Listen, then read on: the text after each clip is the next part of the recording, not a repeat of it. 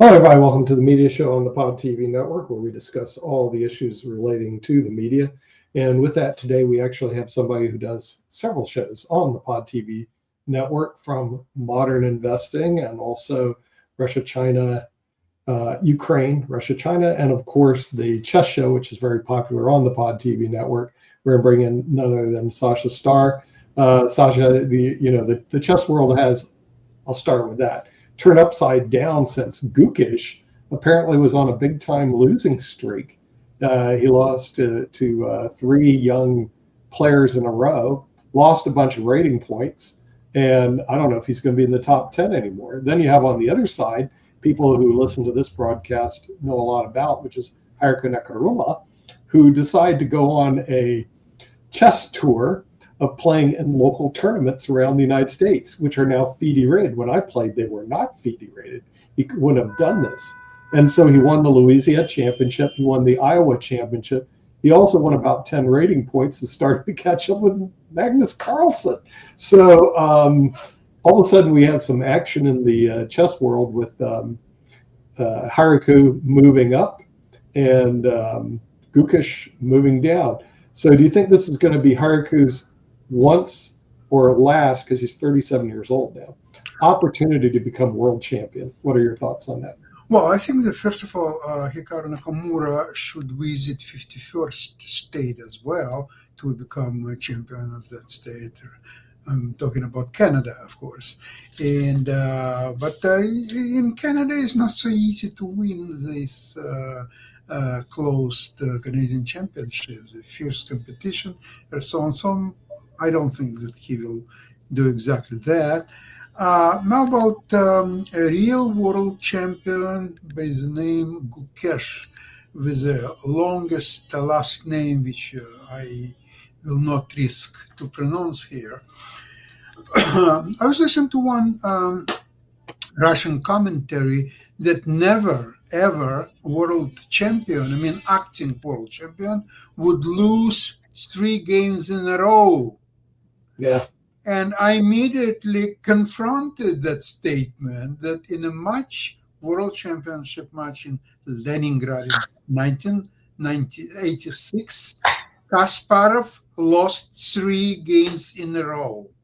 What's the difference between Kasparov and Gukesh? That Kasparov lost 3 games in a row to Anatoly Karpov, one of the strongest players ever. And here Gukesh lost, I wouldn't say weak grandmaster, but grandmasters, to some grandmasters. Let's put it this way. I don't want to take anything away from these people. But anyway, that's what's happened. I have no doubts that he will be dethroned by anyone in the championship. But it doesn't really matter, because people know who is the strongest player in the world today. People know who is the second strongest player in the world. Right. Caruana, for sure. And the third and fourth and fifth as well. There is a rating system. There are a lot of online tournaments and matches, and Gukesh is absolutely helpless. So they explain it that his talent is very specific, which is geared only to a long, serious chess. But it's not geared as well for rapid and blitz chess. Go and figure. I know that all world champions, Capablanca, Fischer, Kasparov, all of them were brilliant in tournament games and rapid. And no, rapid at that time they didn't play, but blitz, they were absolutely phenomenal. Never mind Mikhail. Yeah, I was going to wake up Rick Rosner about this one and also get your opinion, Sasha. In the French Open women's championship division, a man who transitioned to a woman won the French Open Women's Championship. So the French Women's Open champion is now a biological male. I think first in history. What are your thoughts on this? Because, women's divisions in chess have been traditional around since I was playing. But what is your thoughts on males transitioning to females and then going in and playing in women's events?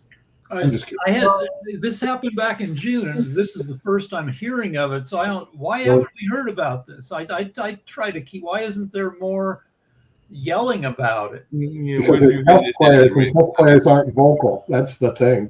Where did you You, hear you know, this? if you think if you think introverts, you think actuaries, math majors, and chess players. Most of them are very introverted, so they don't yell and scream about stuff. So yeah, it could happen in June to hear about it today.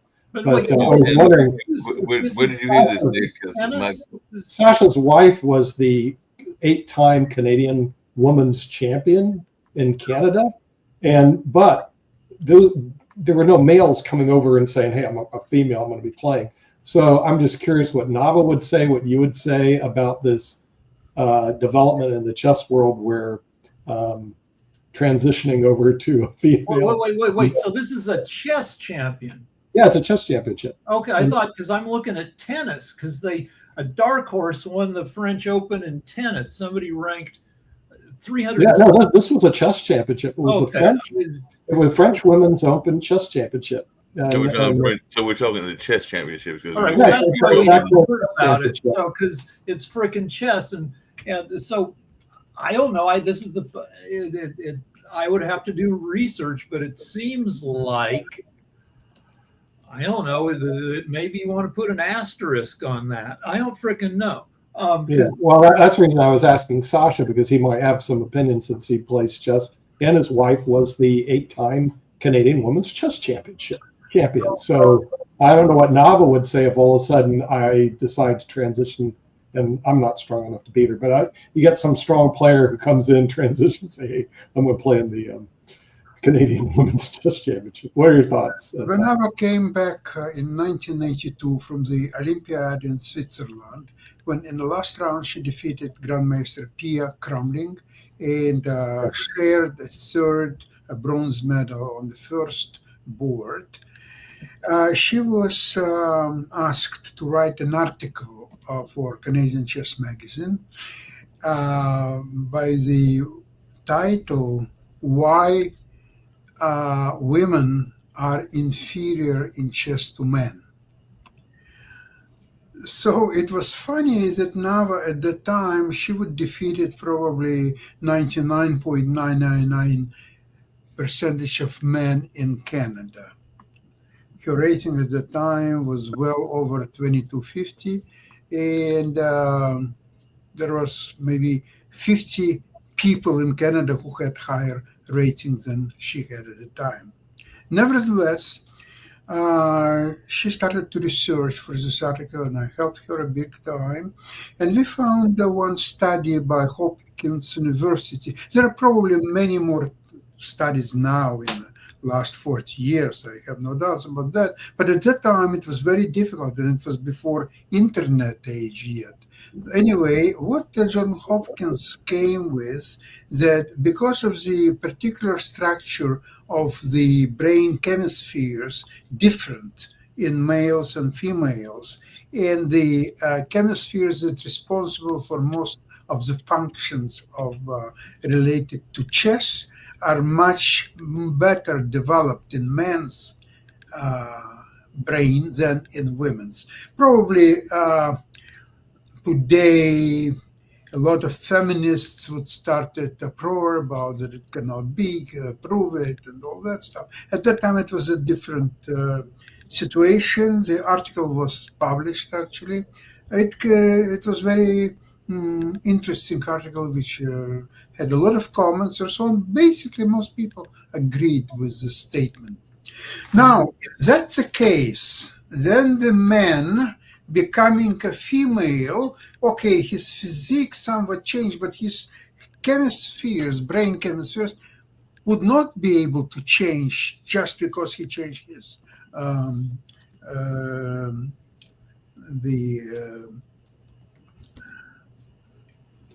the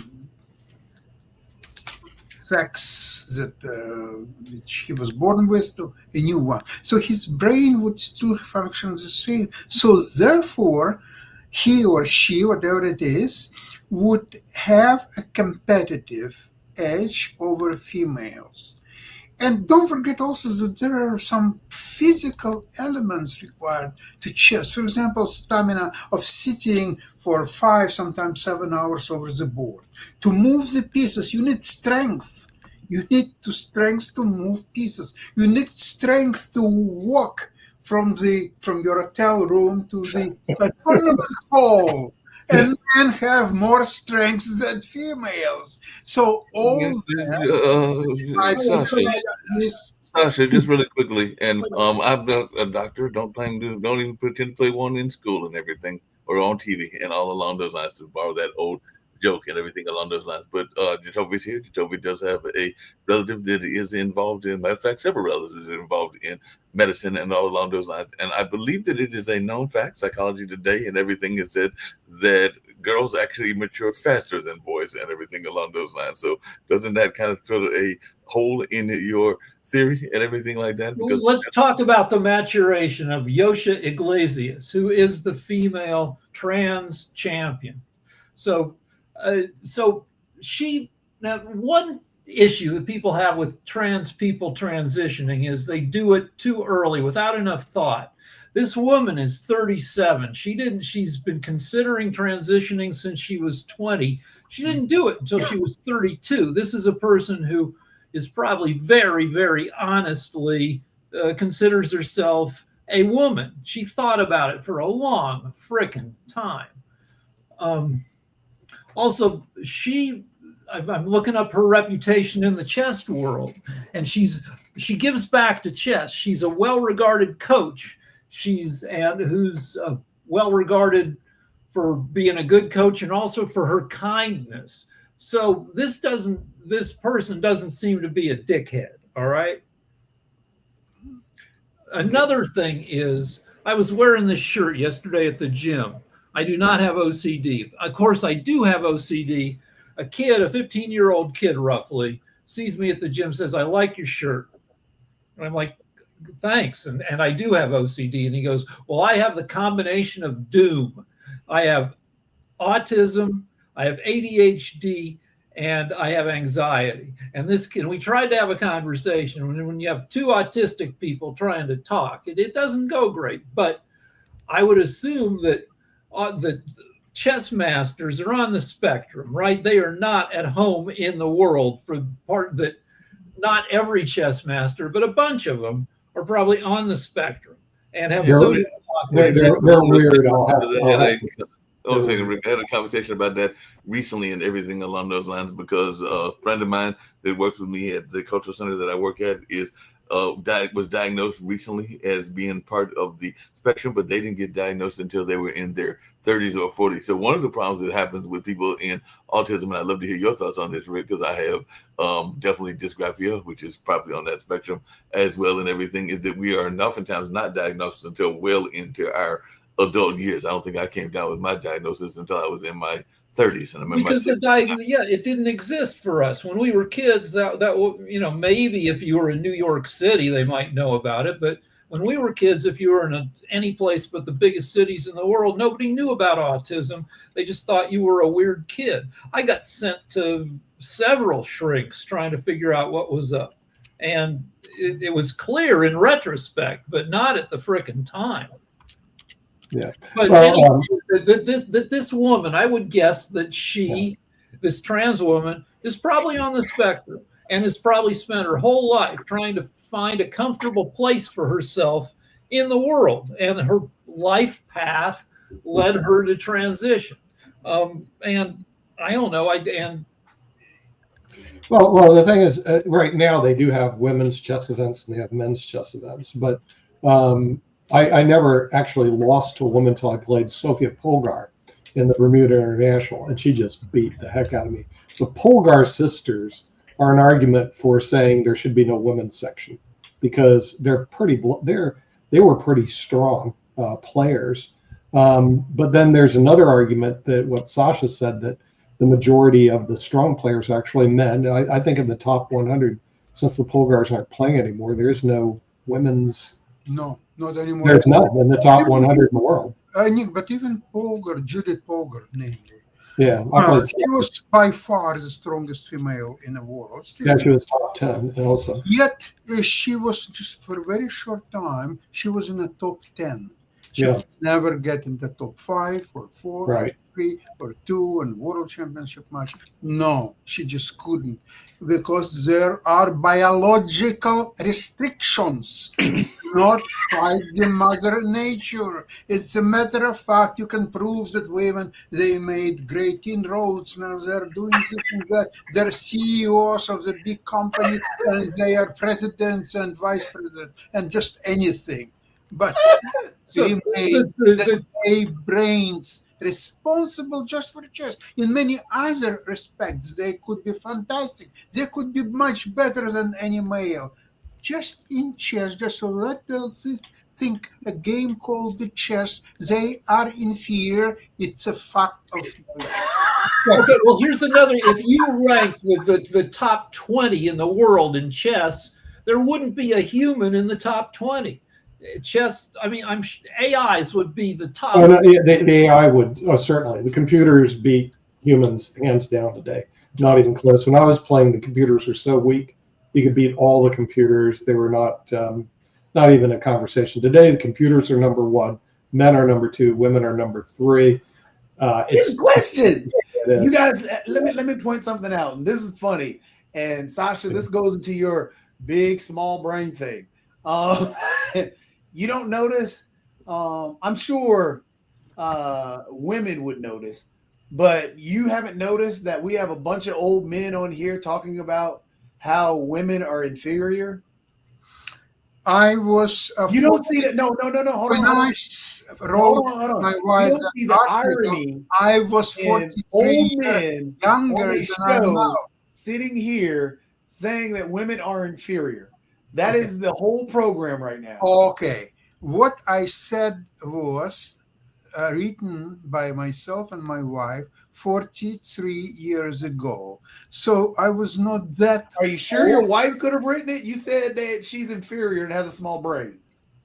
I did not say small brain. Don't put your words into my mouth. I mean, that's what's coming off right now. Maybe this is that's what I'm trying to you point out thought, to you but now. that's what I said.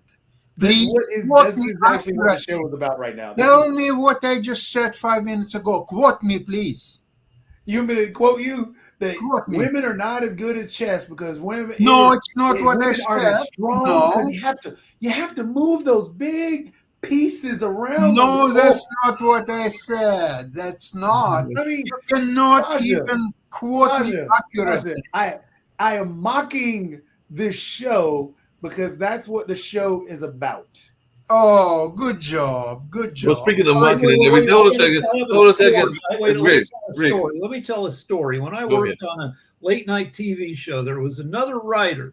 Every time we got a new issue of Us magazine, he'd open it up to looks of the month or week, and there'd be 6, very attractive women in beautiful gowns. And he liked to go around and ask the other guys, who would you get with? And our boss, who was a woman, would come by and see this and just laugh at us, going, look at you, like criticizing women when none of you, basically, she didn't use the word, but she said, none of you are fuckable. It's like, so. You might have had a point. But speaking of which, and I'm going to switch topics to another sport. Let's get out of chess and tennis for a minute and everything. But, Jacoby, are the Kansas City Chiefs toast because they are 0-2? Actually, they've lost 3 games in a row if you count the Super Bowl and everything like that, given one of them was to a team in the West Coast, a California team, and of course they lost to the defending champions twice. But people are now speculating that they are done, and if we're going to keep it on this whole topic of men and women, the flag football is about to start as well and everything, and there have been some women kickers that I think have played in the college level and maybe even in the pro level. But what are your thoughts on the Kansas City Chiefs? Are they toast? They're just fine. They're playing, and I mean, you're 2 games into the season. They played the Chargers, which is actually a decent team this year.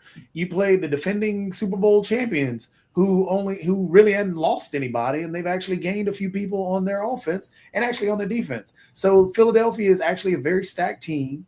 The Chargers, this is the second year of Harbaugh, and Harbaugh has actually gotten his his defense set the way that he wants to set it. He's also gotten his offense a little bit better. Herbert's playing a little bit better than he has been in the past. But the Chiefs have just played 2 games. On top of that, the Chiefs still don't have Rashee Rice, who's one of their top wide receivers, because Rashee Rice isn't coming back until the 6th game, or until the 7th game, because he has a 6-game suspension for doing some off the field issues. So I mean, they're just fine. Their defense is going to pick up. We're going to keep them in games just as it did last year. Mahomes is going to do as much as he can. You still have Pachinko, who's a great running back. He runs like he's angry, and their schedule is going to lighten up. They still in their division have to deal with Vegas and Denver. Those 2 teams are still up and comers. Bo Nix is not a dominant player. All they've got to do is actually beat the Chargers one more time and then sweep those others, and they're in the playoffs. So, there's one very important player who admits he's distracted. Travis Kelce. Travis Kelce.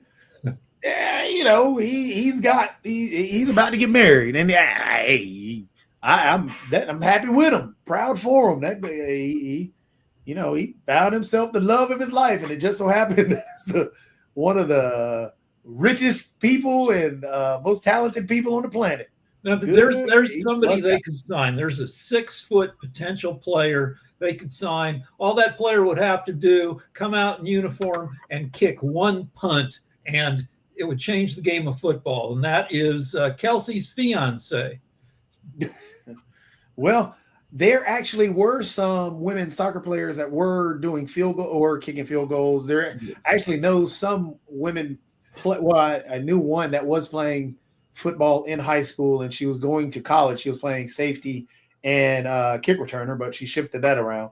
But yeah, didn't somebody kick a 70-yard field goal the other day? The field goals are ridiculously short now. I mean, like the 50, as one of the commentators on sports put it, 50-yard field goals are like the 20-yard field goals of the old days. Everything. Yeah, I know. But this guy, I think, he kicked a 70-yard field goal. Yep, it didn't make the record books because it was in the preseason. Right now, you had the kid in Dallas who kicked a 64-yarder. Matter of fact, the other day to tie the game with the Giants, and then ended up kicking a 46-yarder to win the game against the Giants in overtime, which the Giants actually should have won that game, but their defense failed them. Russell Wilson actually played really well. But what is it with these kickers and everything like that? Because I agree with the commentator yesterday that these field goals are becoming ridiculously easy, these long field goals and everything like that. So what is it that has changed in the game that has made it so easier? It's not easy. It's kickers are getting better. You got people that are missing even 30 and 40 yarders and 20 yarders and extra points and stuff like that. So it's not that it's easy. It's that you, just like any other sport, just like in sports, you get stronger, get more specialized in kicking, and you create new technologies around learning how to kick, and that's just natural. So it's not getting easier, not by any stretch of the imagination. What's this new kickoff rule that Donald Trump is bitching about? Oh, it's that if you can either run it out, but if you don't run it out and you take it in the end zone, it comes all the way out to the 35-yard line. So kickers are. I mean, I'm not a fan of the way they're doing the kickoffs now. I understand it because it's the cut down on injuries. Because on the kickoffs, this has actually been instilled for 2 years. They adjusted it this year. It came from the XFL, and you have a kickoff zone that they have to try and land it in. And then, yes, if it goes into the end zone, then it comes out. But you have a kickoff landing area, and the players can't move until the ball is touched. And the players have to line up outside of that landing area. The one that I hate, because I'm okay, I can deal with that. That's fine. The one that I dislike, which is kind of like the infield shift in baseball, how they're trying to take that out. But the problem that I have with the kickoff is that you have to notify now if you're going to do a onside kick. Right. And then on top of that, you can only do an onside kick in a particular scoring range. So it can't be in the beginning. It cannot be done. Hey, I'm going to do it at the first.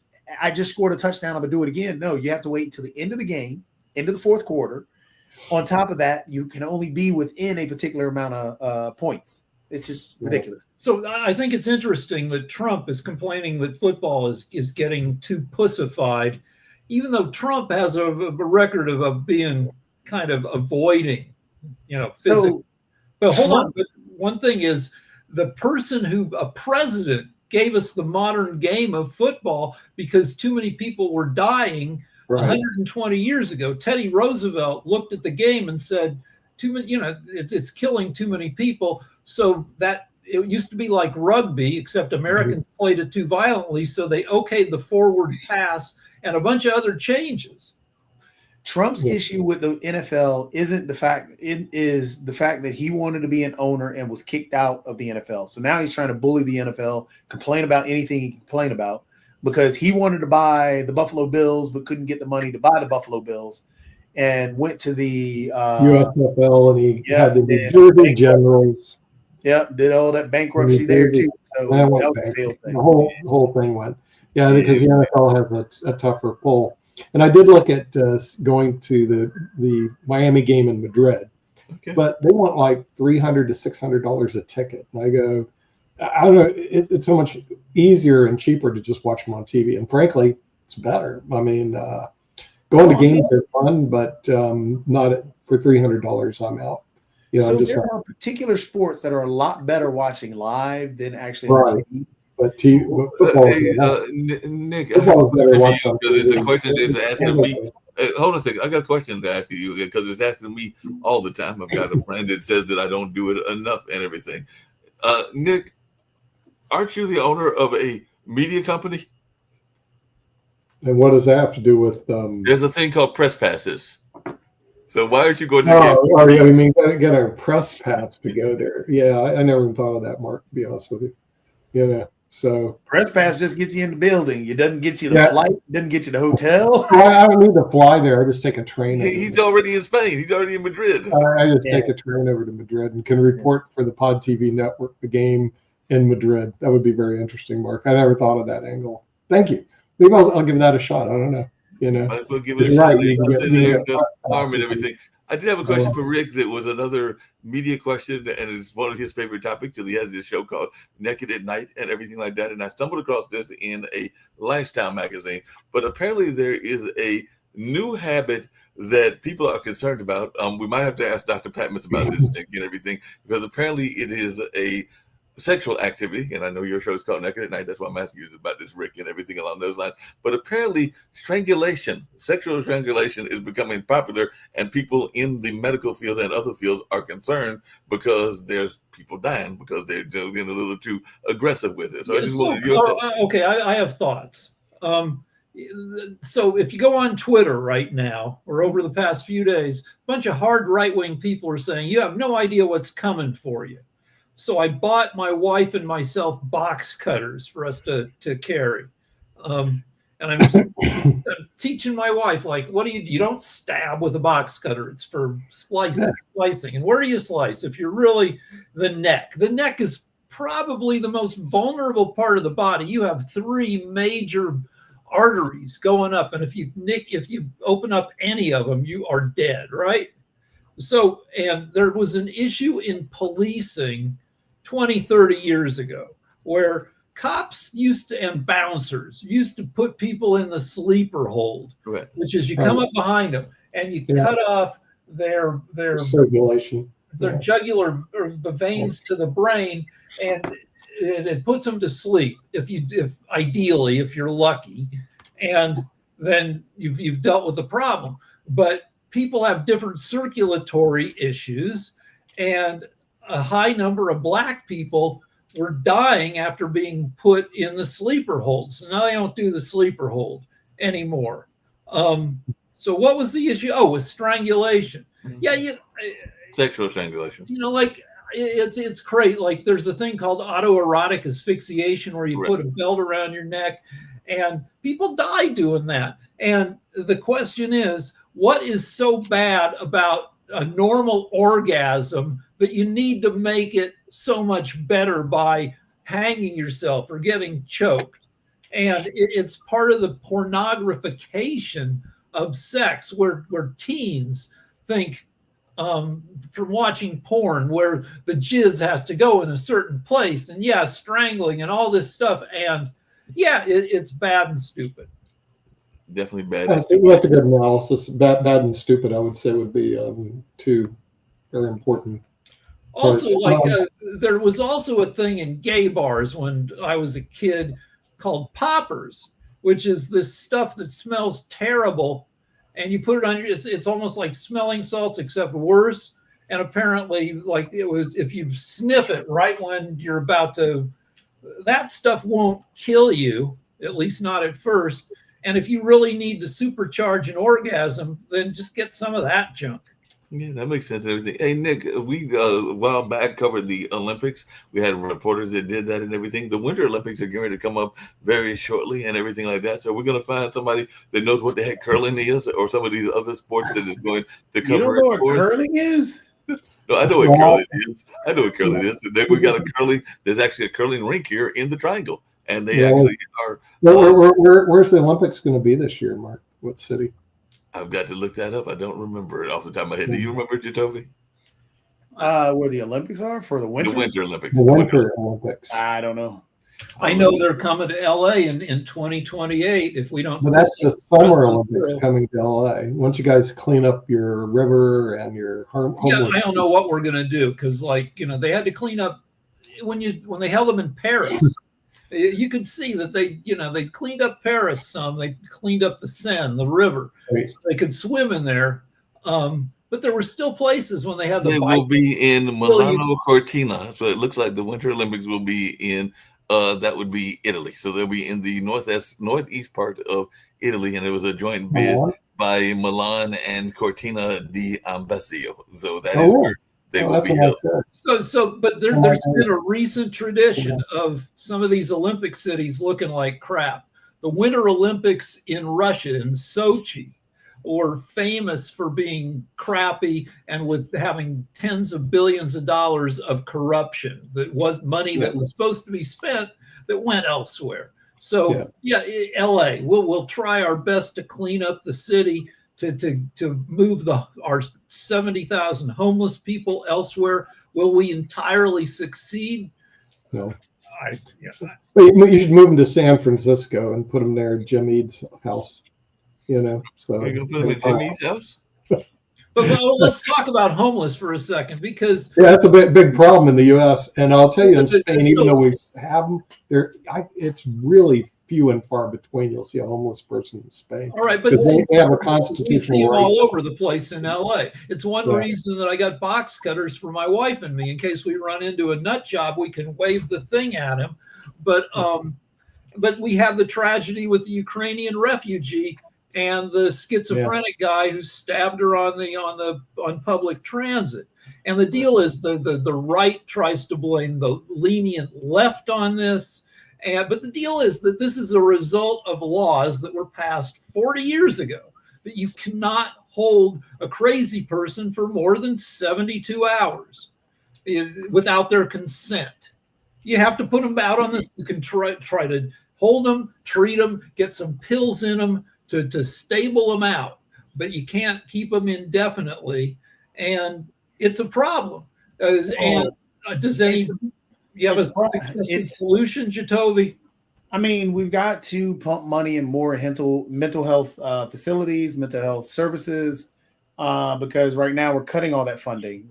It started up under Reagan when he kicked everybody out, but after that, I mean, nobody, no Democrat, no Republican did anything to actually fix the actual situation. So yeah, we got to put money back into these mental health services to, allow, because there's no reason that anyone should be arrested for the rest of their life just because they have mental health issues. No one should sit in jail for the rest of their life because they're schizophrenic or so that's the problem that we have, is that we need to pump money into those mental health services. We need to actually allow one of the pieces. So the worst thing they named it was defund the police.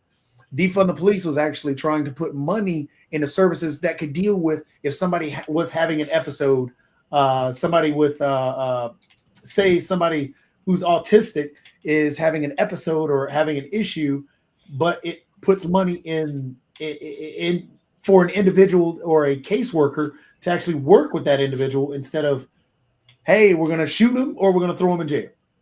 So that's what part of defund the police was about, was putting individuals into positions to help instead of just, hey, counting on the police to. Well, let's go back to the stabber who brutally and unfairly murdered that poor Ukrainian refugee. That guy had, and the right likes to bring it up, he'd been imprisoned 14 times. But there was no reason for him to be imprisoned. He'd served his time.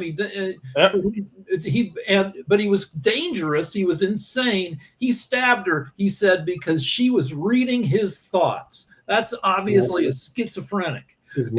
But there was no way to keep him locked up because he hadn't broken any laws recently.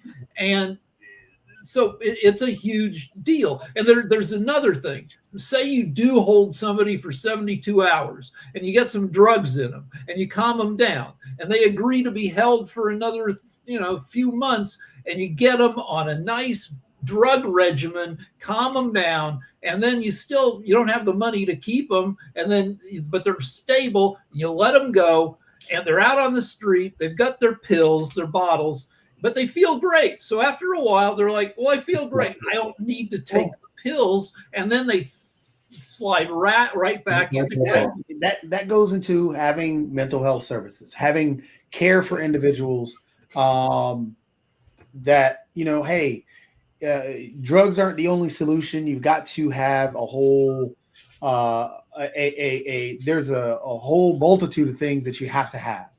You got to have a place for this individual to come and speak his mind or speak his or her mind, to be able to talk to someone, to be able to navigate the confusing thing that's happening to them that they don't understand and they need help with. Because drugs aren't going to be the only thing. Yeah, it's going to calm them down, but okay, what else can we do? Being able to maybe if they're homeless, all right, let's work on getting them a place to stay. Let's also work on them having a stable job so they're not having to deal with this, having them check in on regular times to, okay, well, I'm having an episode right now. I need somebody to talk to. But those are the things that we're cutting, and those are the things that we're demonizing. And this is why we're going to have these problems, is because we're not trying to help. We're putting out the words, hey, we want to, but we're not trying. Well, speaking of trying to help, and you mentioned this, Rick, on the World Edition and everything, but now some Emmy viewers are criticizing the dreadful money countdown, but apparently $350,000 were raised for the Boys and Girls Club. That was going to happen. So the deal was, at the Emmys, the host, Nate Bargatze, came out and said, all right, to keep the speeches short, we're going to turn it into a game, basically, that we're going to start with $100,000 going to the Boys and Girls Clubs of America. And they had a couple of these boys and girls who benefit up on the stage with the presenters. And for every second that a speech goes over, we're going to deduct $1,000. So they tracked it. Some people were way under, so the money went up. Some people were way over, the money went down. By the end of the show, they were in negative territory. And so Bargatze said, the show's going to give $100,000, and I personally am going to give $250,000. And it was always going to be that way, but it made the show more watchable and fun.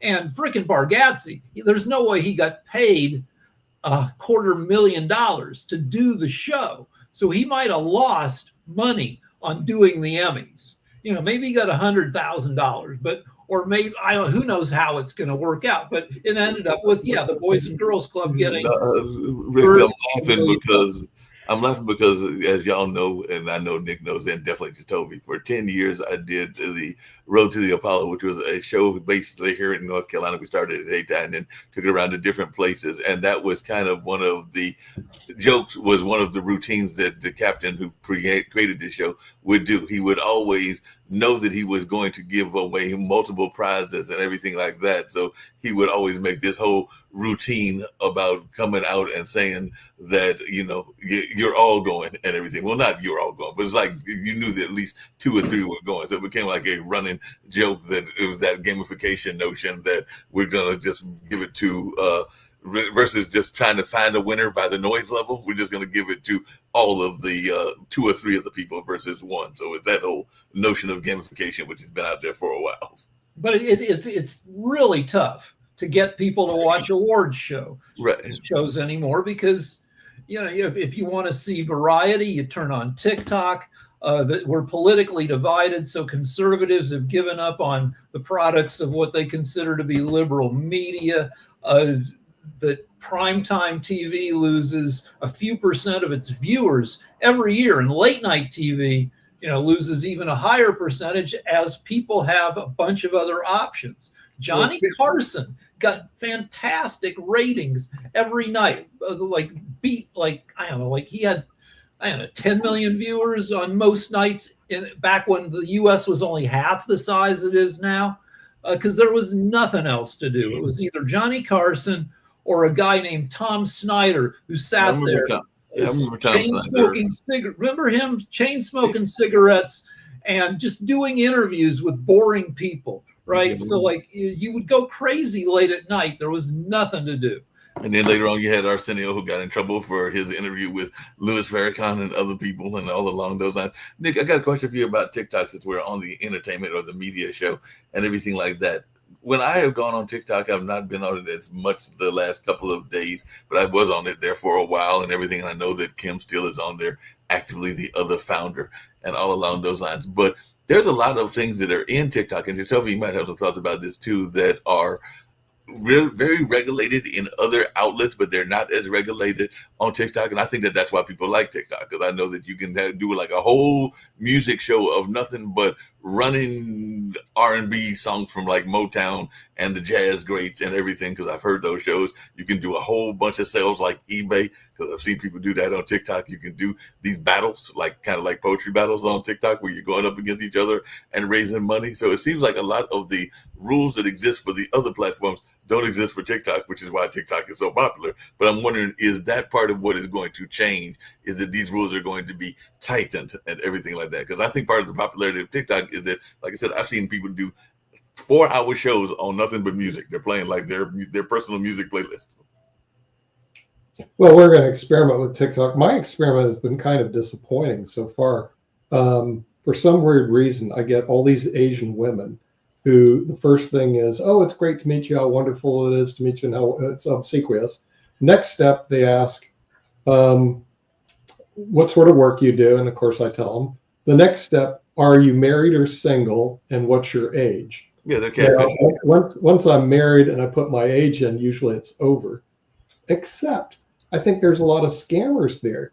In other words, especially the orthopedic surgeon who's working in Somalia has come up all the time. And there aren't that many orthopedic surgeons working in Somalia who are females. And then it's just a matter of time looking for one that they start asking for money mark. So I don't know. The thing is, I think there's a lot of scammers on TikTok. It's a play. I don't get the TikTok thing yet. But again, I could have gone into scammers on TikTok. There's a lot of scammers. I want to say this real quick, Mark. Yeah. Welcome to the internet. Is this your first time here? What I'm saying by that is that, again, there's scammers on TikTok, there's scammers on Facebook, there's scammers on Twitter. One of them I just said, the person, oh, why didn't you get back with me? I'm going, first of all, I'm busy. I don't have a lot of stuff. That is on every single platform. I'm getting tired of them, so I just say you're fake. I mean, you can see them coming, and I'm going, they're wasting their time here, because I'm not stupid when it comes to that stuff. And I'm always waiting for there's an emergency, you need to send me some money or something. Oh yeah, they've always got they're on every single platform. The draw with TikTok is the same thing. It was the draw when Instagram first came out. The short videos that you can put together and make it easy. That's all it is. But those aren't short videos that I'm talking about. I'm talking about this 4 or 5 hour Because There are those there, playlists Mark, that are but the main thing with TikTok, what are your main videos? There are social media. There's a particular time limit. That's a big thing. Once you get your giant following, yeah, I mean, you can do however long you want to. Like there's streamers that are going for hours on end on Twitch. It's just you just gotta get your social media up. That's all it is. Well, TikTok, our other test shows that if we do an hour-long show, Mark will get 3,000 to 20,000 viewers during that hour. But it doesn't necessarily mean they're going to stick, but we do get them. And so TikTok is like, if you ever go to Alaska and you look at salmon runs in Alaska, you'll fall out of your chair. Bumper to bumper salmon on the rivers. Like literally you could just reach in and just grab a bunch of salmon. It's the most amazing thing. Yet in Washington State, they say, oh, look at our salmon run. And I want to see their salmon run. You'd sit, you'd see a salmon, you'd wait for about 30 or 40 seconds, you'd see another one. In Alaska, it is thick with salmon everywhere you go. Well, TikTok is like that right now when it comes to people. It's like thick with people going through like a salmon run. And so all you have to do is reach in and grab these people. Certain amount of people be interested in watch. Most of them probably aren't qualified. They're just, out doing. Again, it all boils down to. They'll watch Jatovy for like a second, and then they'll look for something else because they want to see Jatovy in a bikini or something like that. And he's not in a bikini. I mean, it all boils down to what is your show about? Is it a podcast? Is it a news show? You just decide, that's how these individuals have millions and millions of followers because you. Yeah, well, the other thing is when they have followers, it doesn't necessarily mean those followers are following. They press follow once, and they may not show up again for like, 2 or 3 years. I mean, seriously.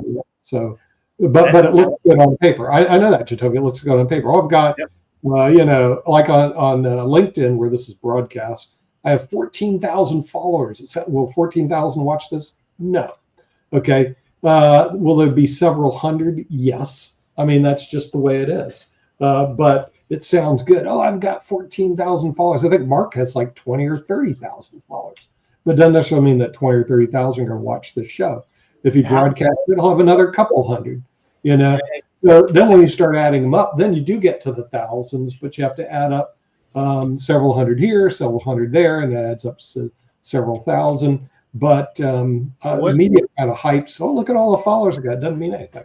But Nick, how's that different than the Nielsen ratings or anything else? Well, the Nielsen ratings, I interviewed the people from Nielsen, and I'm not sure about the accuracy of Nielsen. No, Nielsen it's falling apart. If it ever was accurate, it's no longer accurate because people have fast forward.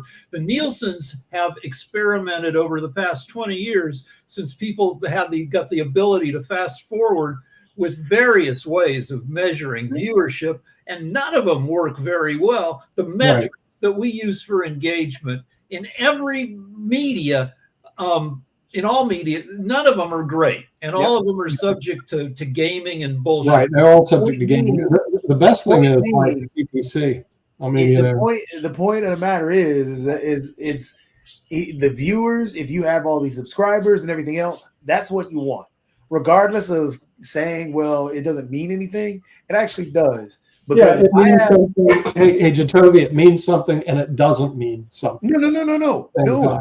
Well, it's just like, who's your friend? Elon Musk. He way overpaid for Twitter. He was completely deceived on what he thought about. It means something. It means you can get something paid off of it. So if I have, say for example, if we're all sitting here, I have 50,000 followers. Mark has 100,000 followers. Yeah. Rick has 20,000 followers. And you have $2 million. I have 800,000 followers. Who are you giving your money to? The person with 100,000? No, I'm not giving to the followers. I'm getting the watchers. How many people viewed? And Jatovy, how long did they view? Because I've seen a lot of them. It doesn't matter. Yeah, it doesn't matter because they're there for 1 second. They do like fast forward what Rick said. You know as well as I do. You know as well. Hey, look, you know as well as I do. I don't want to. You go in and you want a sponsor. Are you going to say, well, hey, they only watch for half a second? Are you saying that? Yeah.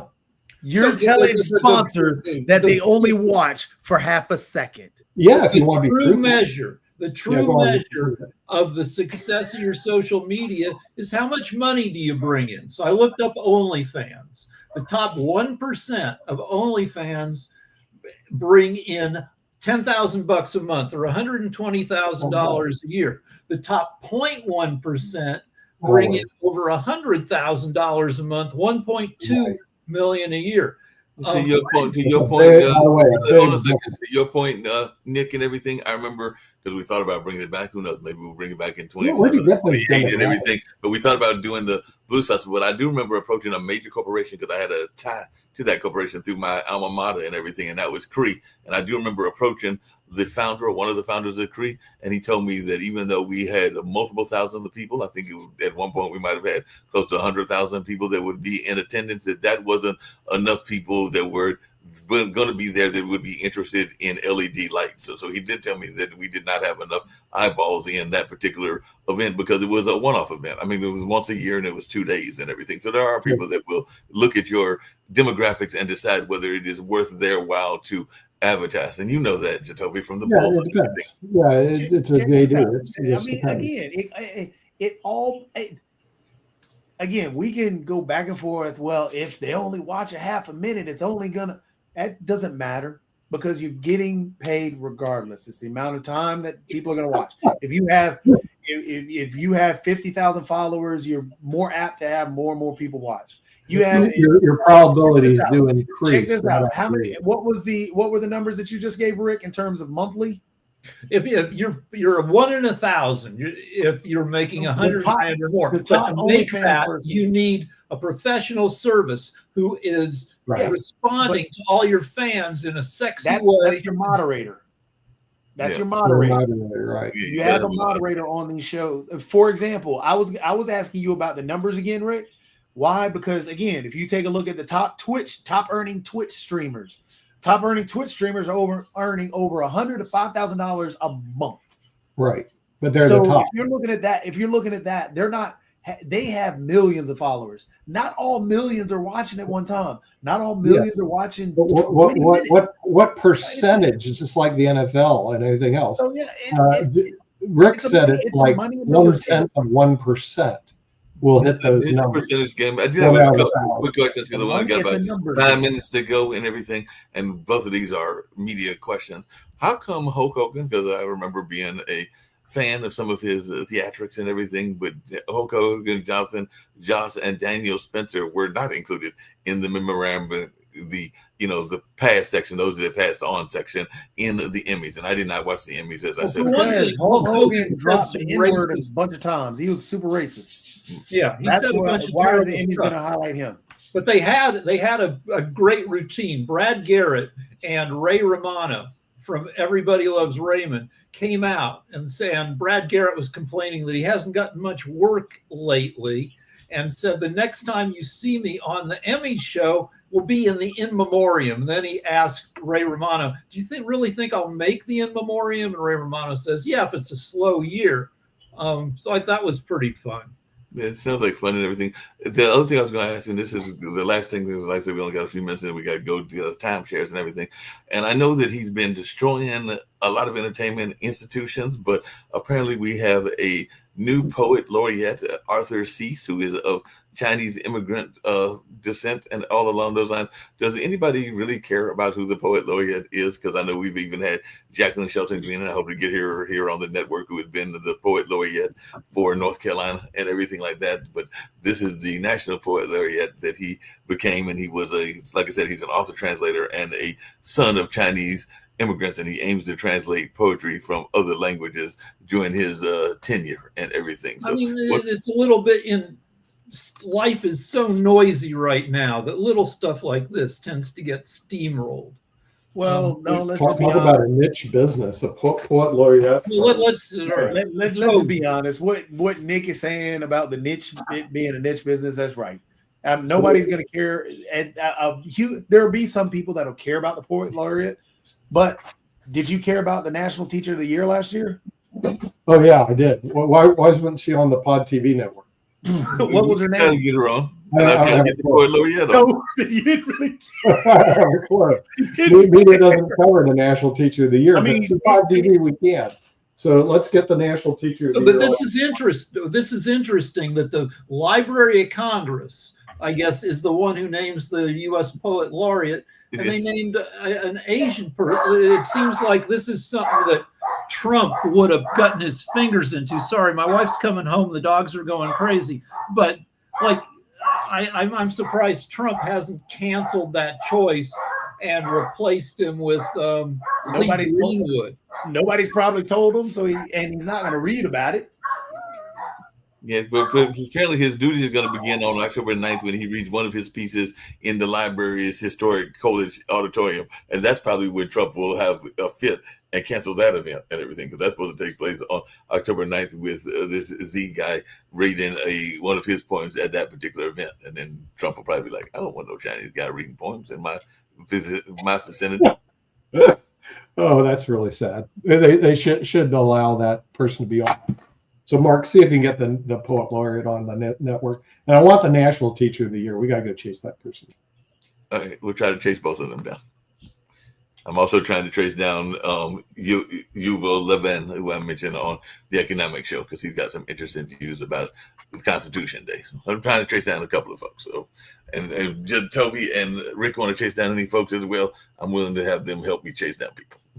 Can we talk about another couple things from the Emmys, since this is the media show, even though nobody watches the Emmys anymore? So there was not much political talk in the speeches last night, which I don't think anybody wanted to step into the minefield of Charlie Kirk. Conservatives were pissed that there wasn't a moment of silence for Charlie Kirk, which is a little weird since it's an entertainment show and Charlie Kirk. No, he would. Why would we give a moment of silence again? But let's talk about the moments that there. Hannah Einbinder from Hacks, a Jewish woman, Lorraine Newman's kid, among other things. When in her speech she said, "Free Palestine and fuck ICE." That was the most political that things got all night. But there was some controversy that Sydney Sweeney didn't go to any after parties. And one newspaper, the Daily Mail out of England, is claiming it's because she's been canceled because she's a Republican, which strikes me as bullshit. I would say that the reason she didn't go to after parties is probably it's a pain in the ass to go to after parties. It's a pain in the ass to go to after parties. And I know lately I was going to actually ask y'all that. What commercials are you watching that you find hilarious? Because I've been watching those Gecko commercials, including the one where they are mistaking him for one of their own relatives, and even though he looks plainly like a gecko and everything, and then the ones where the cats are trying to get him and everything on TV, even though he's right there in the couch, and the people are making a joke about that. So what commercials are you finding my wife loves the hilarious commercials. as you're watching TV? My wife loves, and I kind of like too, the commercials where Rick counsels young homeowners who are turning into their parents. And it turns out he's always counseling about people who start conversations where it's not necessary to start conversations. And so I that voice is always in my head saying, I could say something to somebody in this situation, and I don't. But it's also in service of Gen Z. Gen Z sucks at conversation because they spend all their time just tapping away on their shit. And so we're moving into a post-conversation world. And with that, our conversation is going to have to end because we have timeshares coming up, and I have another meeting. So we'll see you next week on the media show. Bye-bye.